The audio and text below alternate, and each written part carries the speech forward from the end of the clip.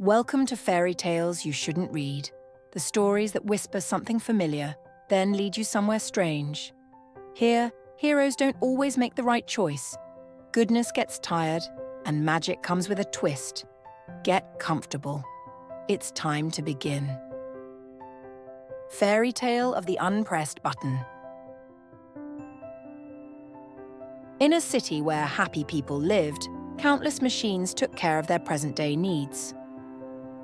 At the very heart of a vast stone building, where pipes rumbled day and night, panels hissed, and fans buzzed without rest, there was a special room, the control room. It throbbed, blinked, turned things on and off. And in the center stood the main panel, like a royal court for 5 very busy and very important buttons. 5 old friends sat on that panel. The green button controlled all the city lights. She adored mornings and clever quotes. "Let there be light," she shouted every time someone pressed her, or at least some in the bathroom. The blue button handled all the water, drinking, rain, and even the kind leaking through the crack in the library roof. If it's wet, it's alive, she joked whenever the fountains in the square gushed 4 meters too high. The yellow button operated the elevators. She was fidgety and chatty. "One more floor, one more story," she'd say, winking at passengers, though she had no eyes. The white button ran ventilation and air freshening. They called her the aesthete. "Vanilla today or forest mint, my darlings?" she purred before each launch. And then there was the red button. Silent, unused, covered in dust. No one knew what she was for. Over time, everyone forgot about her. But back when everything still worked fine, the buttons used to laugh, talk, and share dreams. "One day I want to light a real ball," Green would say, with tuxedos, gowns, silk, and sparkle, not just this dingy office. "I want to guide the rain for a wedding," Blue dreamed. Gentle drops like the soundtrack of love. "I want elevators that sing," Yellow clapped. "Not just lift people, lift their spirits." "I dream of fresh air in accounting offices," White sighed. "Just once a year." And every time Red tried to speak, she'd begin, but she was always interrupted. "Oh, did you hear that? System's running," yelled Yellow. "The light's blinking, someone pressed me," rejoiced Green. "Watering the flower beds, let's go," called Blue. And once again, Red was left with half a sentence and a dream no one had heard. And with every passing day, as no one pressed her, a thin layer of dust settled on her. Grey, indifferent dust. Red wasn't angry. She waited, but each day, quieter. It started, as usual, with absolutely nothing. No one pressed any buttons. Everything was calm. Then, click. Green flickered. Not proudly, not brightly, just anxiously. "Something's wrong with my glow today," she mumbled. "Maybe because I was pressed with the left hand yesterday." "Oh, that's nothing," Yellow shouted. "I tested a new elevator route. 9th, 1st, 7th, basement, roof, all in 1 second." "What?" White gasped. "Do you know how many people are now inhaling panic?" Blue sighed. "My fountain's reversed. A water is snatching frogs instead of watering them." The buttons glowed, blinked, burst into rainbow chaos, with no control. They weren't being pressed, they were pressing themselves, and it was terrifying, and a bit ridiculous, and utterly chaotic. In the city, lights flickered like an unplanned rave. Elevators chased themselves, fountains targeted pigeons. The air smelled like vanilla, fried onions, and everything at once. The panel trembled. Buttons shouted, "I'm not switching on. I'm switching on by myself. I'm back in the basement again. I smell like a perfume department hamster." In the corner covered in dust, Red watched the madness. She said nothing, didn't blink. She began to glow, as if to say, "If you're ready to listen, I'm here. I've always been here."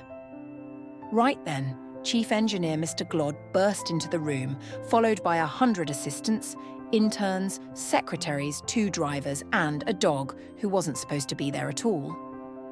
"What is going on in this city?" shouted Glod. Elevators are fleeing from people? Flower beds are flooded? The kindergarten smells like meat sauce. Glod clutched his head. Sentient chaos. Who last touched the panel? Where's the total system cancel button?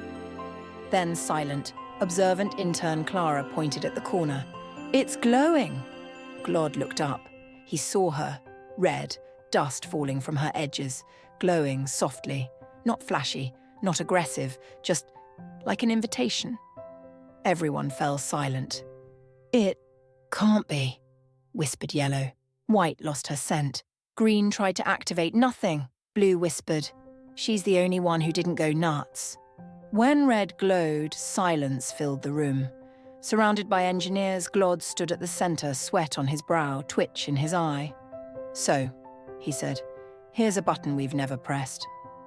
Yes, someone muttered, the one we never found a manual for. Do we press it? Clara asked, hand above her notebook. What if it destroys the system? What if it freezes time? What if it triggers an inspection? Enough, snapped Glod. Everything's crashing. We don't need the perfect choice, we need any choice. He stepped forward, looked at the button. She glowed steadily, calmly, without fuss. Red, show us what you can do. He pressed. Everything stopped. Lights, gone. Water, silent. Elevators and frozen. Scents, vanished. So quiet, someone whispered. Whoa. Glod kept his hand on the button, pressed again. Everything resumed. Lights, gentle, steady. Fountains, serene. Elevators and working as scheduled. Scent, just air. Nothing more. Buttons looked at one another. Said Yellow. I'm not zipping sideways anymore. I'm not spraying boiling water, Blue exclaimed. I glow. Ethically, Green added. I just smell like freshness, White confirmed. Engineers stared at Red. This was a reset, someone said. Yes, Clara replied. Manual soft reboot. Glod studied Red, then turned to the team. Why did no one know about her? Maybe we thought she was useless, whispered the junior tech. Turns out she was exactly what we were missing. The buttons were silent. Red glowed, not bright, but confident. Glod wiped his forehead. Add this to the manual. Press in case of global panic or spectacular nonsense. Everyone exhaled, not just in relief, but with respect. After Red was pressed, genuinely, seriously, with hope, something changed. No, she didn't become the leader. She didn't command. She didn't shine more than the rest. But something shifted. The buttons kept working. Green brought mornings. Blue filled fountains. Yellow rode elevators. White freshened the air. But now, between presses, they spoke to Red. So, what did you want to say back when we kept cutting you off? Green asked one night. Red smiled. As much as a button can.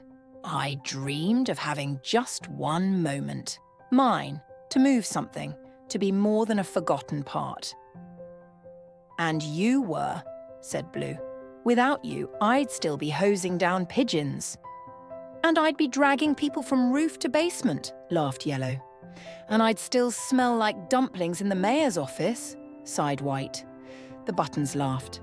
They remembered the day of the great glitch, and each one now understood the value of a silence that doesn't speak, because no one ever asked it to.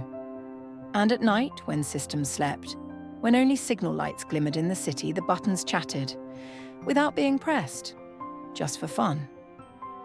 One day, I want to light up stars, dreamed Green. And I'll serve tea through the pipes, Blue giggled.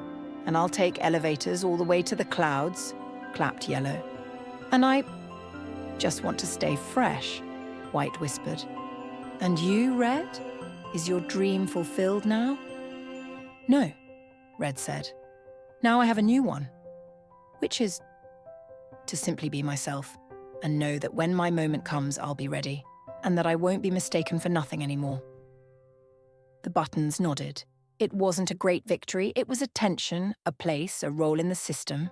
And Red was no longer dusty. She shone, not loudly, but with the quiet dignity of someone who waited a long time and was finally seen. Inside each of us, there may be a red button. That part no one notices, no one asks, no one believes is needed, but it holds power that time can't erase.